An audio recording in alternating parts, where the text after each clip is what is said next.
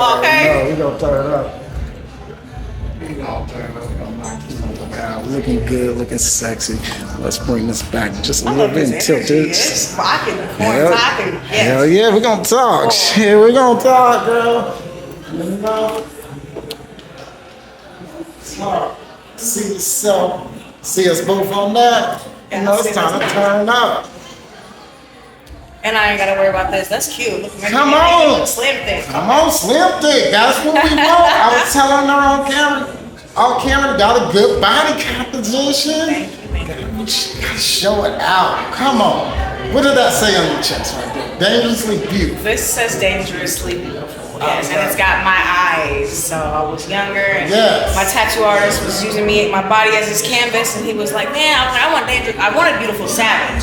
Okay. That I had copycatted off somebody, so I was like, "No, I don't want that." So I got dangerously beautiful, and he was like, "Hold still," and I'm like, "What?" And he took a picture of my eyes. Yes. And he's like, I'm like, how you gonna get him to look like my eyes 30 years from now? He said, a woman's eyes don't change. They don't change. You may get crinkles or wrinkles or whatever, but your eyes will always be the same, the desire. Yes. And he captured the desire in my eyes so well. Right. I go in restaurant stores and be like, those your eyes, bonita, you know? Yeah. How does that make you feel when somebody acknowledges your tattoo like that and they ask questions? Because you have many. We all know tattoos tell a story. Each tattoo. They do. What story does this dangerously beautiful tattoo tell for you?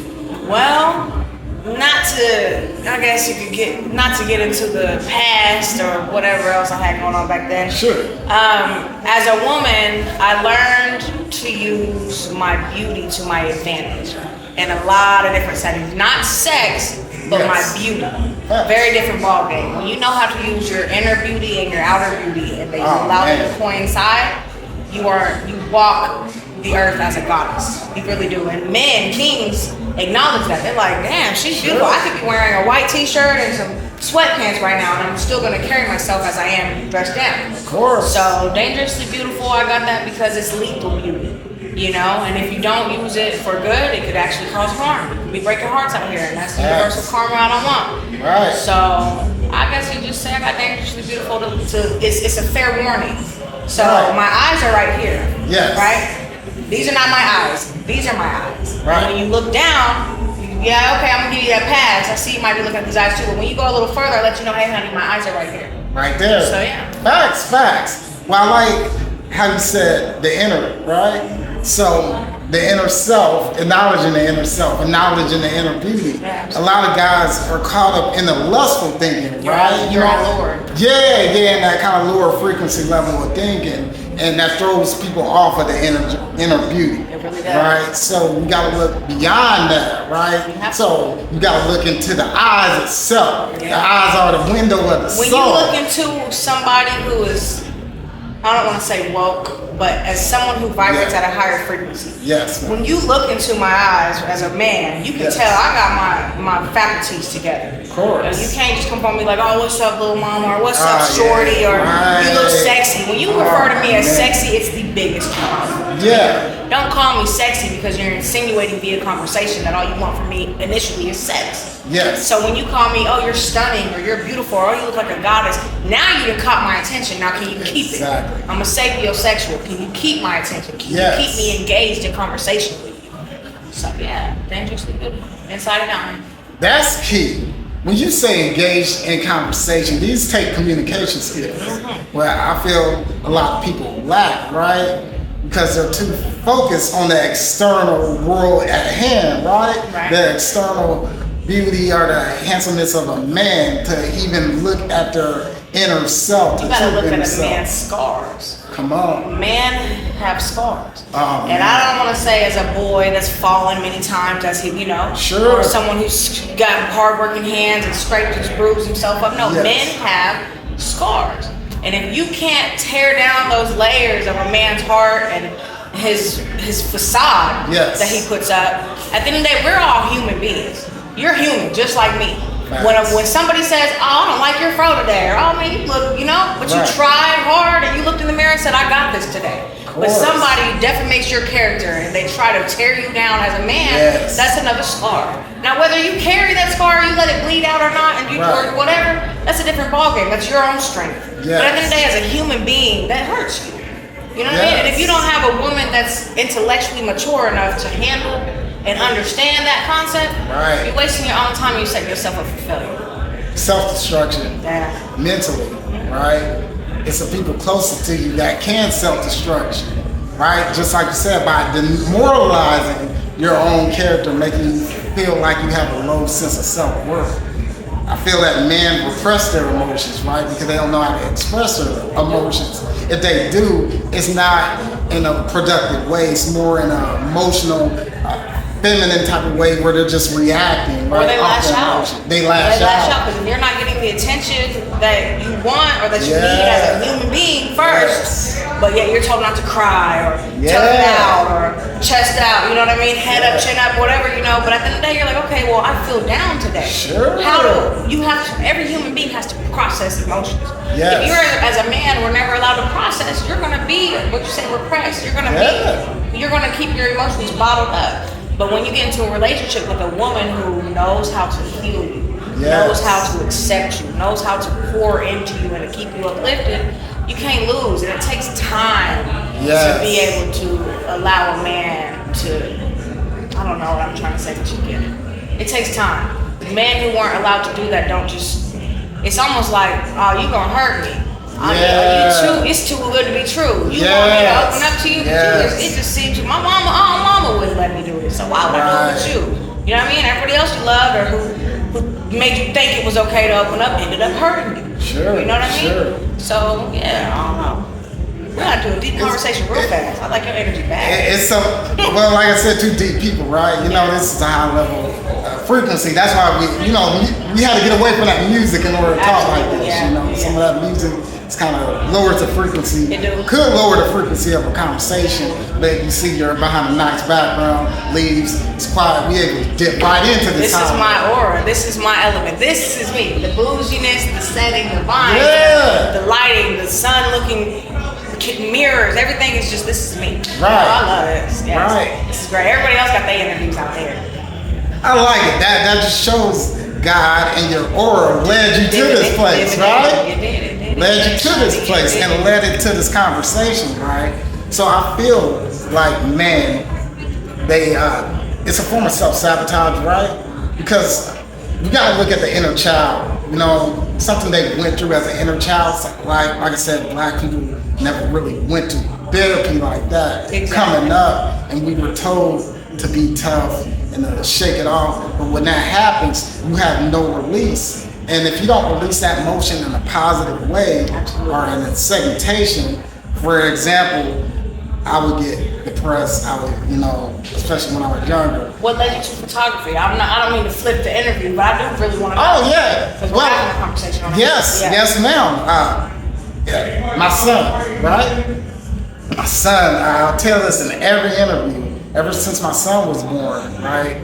He's 9 years old, and I had to develop a purpose for myself. I'm an out-of-state dad, and I went through a lot of battles, still going through it.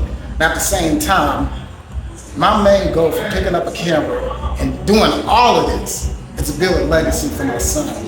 Right? So he can see how a man is moving. Not the stereotypical man, right? Absolutely. But the original man, how he carries himself, right? How he conducts himself. The God, Yes. So rather than anybody would tell him, I'm building a track record, social media, social proof. He's seeing how I'm moving, right? He's seeing these interviews, right? So it's all love, it's all open doors. But in the process, I made it a mission to get back to the people, right? Because it's bigger than me. When it becomes bigger than you, that's when you're doing God's work, right? Absolutely. So everybody has a story. So my son is the older thing, Zayden Lamar Mitchell, keeping me going. It's the reason why I'm talking to you right now, getting your story, right? And when you have that purpose, right? Because I talked about this in an interview I did a while ago. But people value possession over purpose, right? They value more of the material things over purpose. And when that happens, you lose sight of self because those material things can't really fill that empty void that you have in your heart. So you might turn to vices. You might turn to drugs. You might turn to violence, using your spouse. Sexual morality. Yes, sexual morality.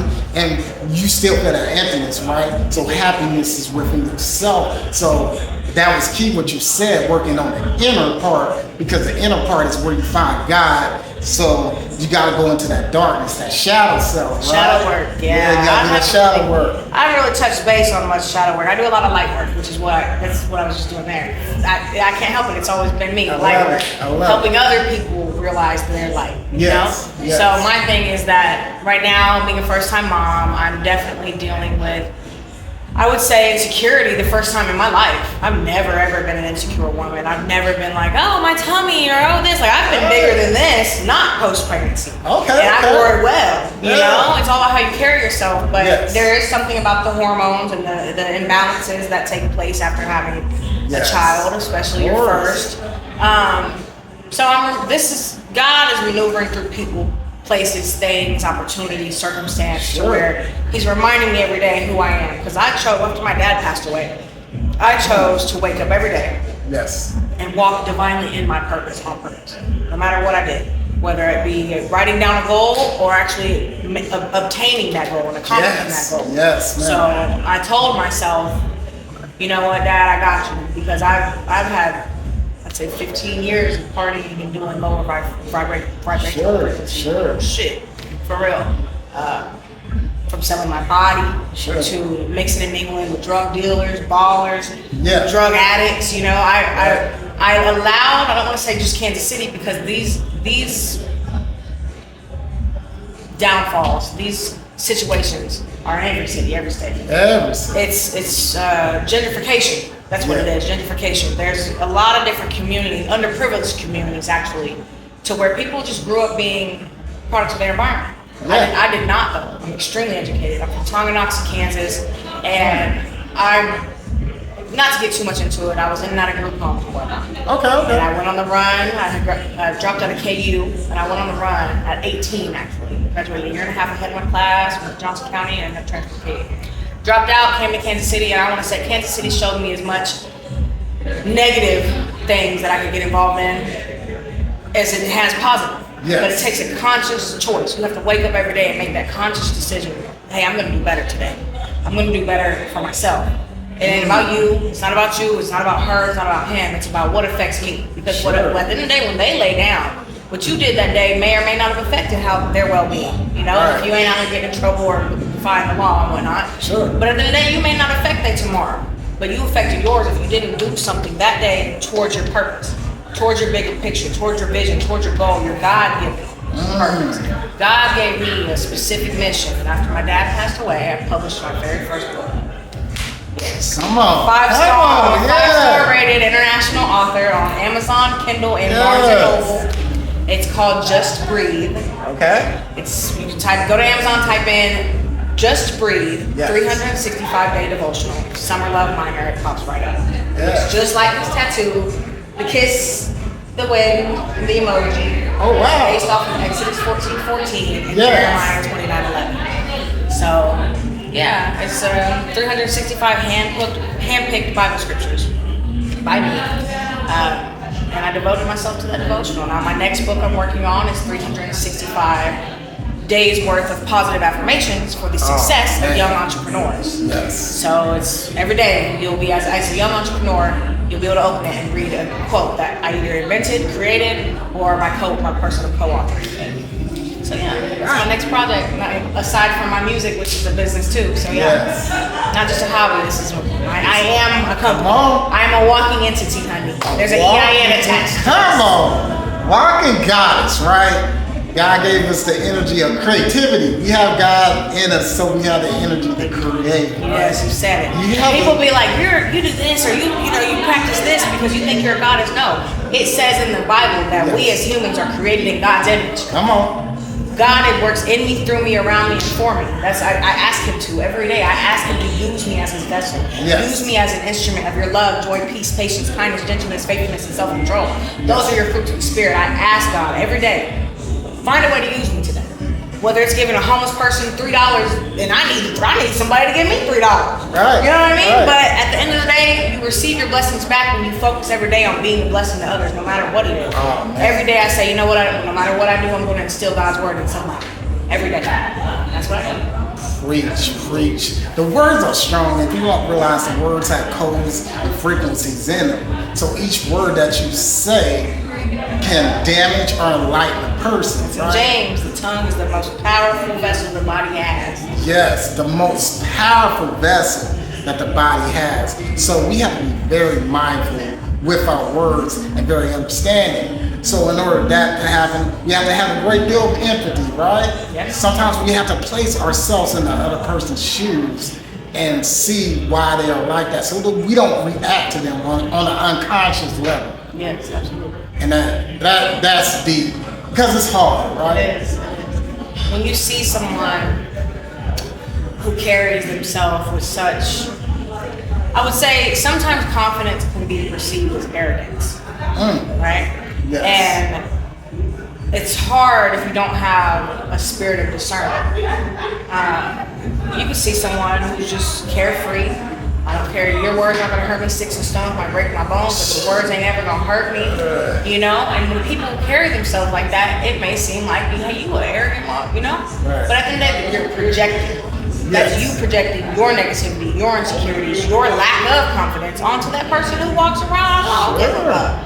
That person walks around because they've been taunted, they've been teased, they've been bullied, they've got the short end of the stick, they've been the underdog, you know what I mean? But now they own that. They own that. Hey, I am the underdog, and this is my people, and this is who I rep. Facts. You know what I mean? This is who I'm here to save. I'm not here to save him on the top of the food chain. I'm not here to do that. I'm here to create my own monopoly board, and here are my players, here are my pieces. Yeah. That's what I'm doing. Create your own path, right?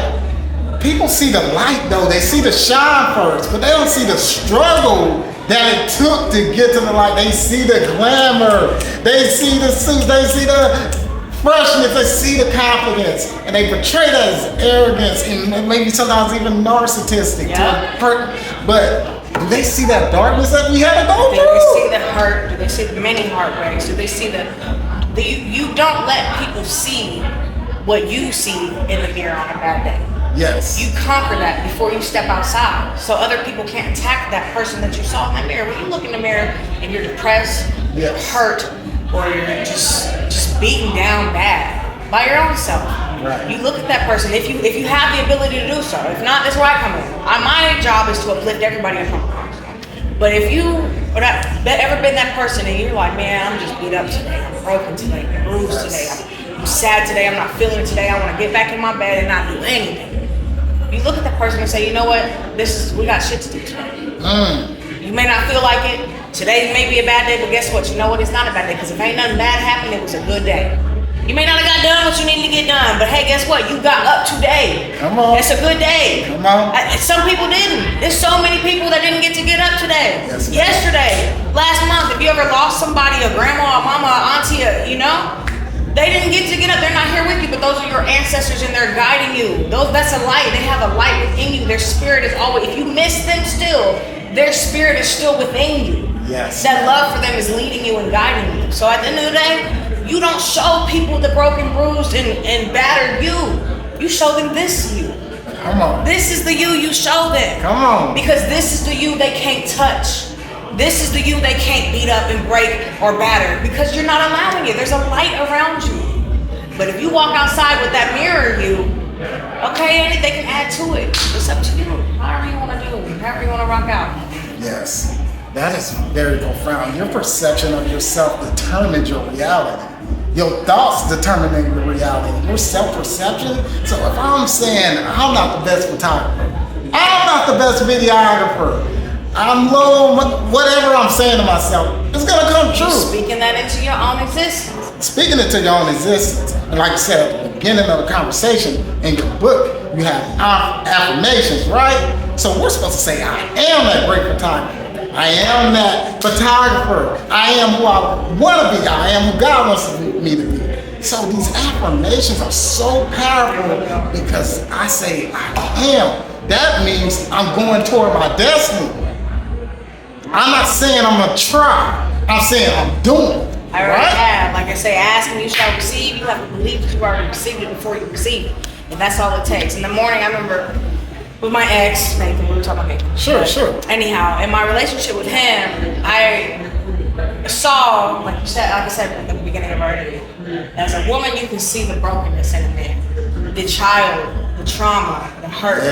Yeah. I saw that in him, and every morning I'd use it. It wasn't every morning I would change it, but it was on the mirror. It would say, "I love you, King," or "Have a great day, King," or "You are my light, my moon, my stars, my this, XOXO Queen." He would see that every morning in the mirror. I did it intentionally. I love that man with intention. He would see that and he'd be like, "You know what? I am a king. I'm her king, and she loves me, and she takes care of me, and she pours into me. And this is how I'm gonna walk today. This is how I'm gonna walk today. I may have woke up feeling like this, but when I got to this mirror, I remembered that I am this." That's what I do for my community. That's what I do for myself. That's what I do for my friends. I want everyone to wake up and remember that you are. Not what you have been, but you are today, what you decided to be. Mom, who I was, it's not who I am today. Damn, profound. This is a very good high-level conversation. I love it. It's therapeutical, right? And it's something that people need to hear. I'm gonna walk out there feeling like a whole new person just because my charged. anxiety was so high, and I needed this interview. It just God works mysteriously. I was like, man, should I ask him? Is he tired of doing interviews? I'm like, okay, I'm gonna ask him. Summer, you know how to network, mix and mingle. I'm like, all right. So when I seen you coming my way, I was like, it's fine. I was like, do it. I'm like, all right. Hey, Jackie, can you come here? He's like, yeah. And the next thing you know, boom, now I'm going out there ready to get on stage with more energy than I walked in the door with. That's how your aura works too. Yes. I needed that. Yes. Our auras are right now, our human beings have an electrical frequency, we're electrical magnetic, our thoughts are magnetic. So right now our auras are combined. You feel this positive energy. Yeah. It's surging, so energy cannot be destroyed or created. You know, it can only be transferred. I'm manifesting someday we do this again with a crowd of people around us or a podcast or something. I can see it. So you can already see that vision. You know, that premonition, right? So with you being an author, me doing what I do, right? I love to read, and what I want you to do at the end of this interview, I want you to send me the link to that book because I want to purchase it, and I want to read your affirmations, right? You know, I want to invest, and just the fact that you wrote a book, right, and you're still changing, you're still developing, you are putting good into the universe, right? And I just want to say thank you. You have to show self-compassion, give yourself a pat on the back, because even though the anxiety is high, it gets there, I understand. But you are overcoming that, right? Like a goddess. So that's nothing but the utmost respect to you. That means a lot. Thank you. Thank you. Like, for real. So now you got to pause and just soak that in, man. Yeah, I did.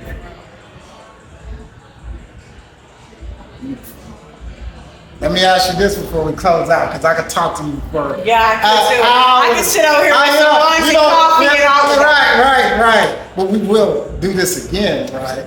I will send you these interviews. Right now, I use AI in my business. It's going to break it down in 30 different clips, right? That's fine. So I'm going to send it to you.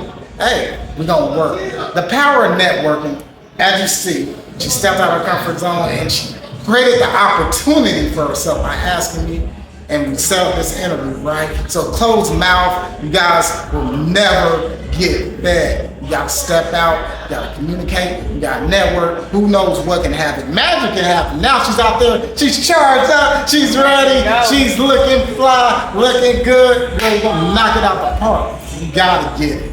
Tell everybody what your name is. My name is Summer Love. That is, yes, my government official name. Summer Love Minor. I don't normally give everybody my last name because I perform in front of hundreds and thousands of people. So I'm not gonna be like, oh, I'm Summer Love Minor. No, that's my author name is Summer Love Minor. I'm gonna need them credentials. I'm gonna need that. You know what I mean? There's an EIN attached to that. But on stage, when I'm rocking out and I'm allowing people to enjoy my aura, my vibes, I don't allow everyone personal access to me. But yes, my name is Summer Love, and that is on my ID, hunty. Yes, God gave me this. This is my purpose. This is what I do. All my projects go hand in hand. My music is the best way to grab a large target audience at hand. With that mic in my hand, now I've got a target audience. And in turn, here's my book, my youth development organization, my motivational speaking seminars, whatever it is I put my heart and my mind to. Here's a large target, hundreds of thousands, billions and millions of people someday. and now I've turned you towards God. That's how God works, man. God's work. We're gonna end it like that, baby. Girl, man, excellent work.